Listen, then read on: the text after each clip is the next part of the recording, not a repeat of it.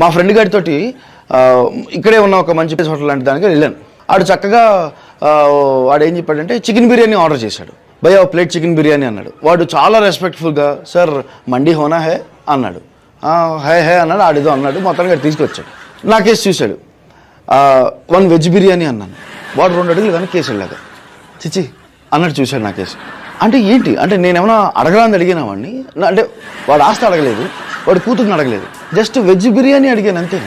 ఆడు మొత్తానికి అయితే నాన్ వెజ్ బిర్యానీ వేడి వేడిగా మరుగులు తీసుకొచ్చి ఆడి ముందు పెట్టి నా ముందు గోరువెచ్చని వెజ్ బిర్యానీ పెట్టాడు.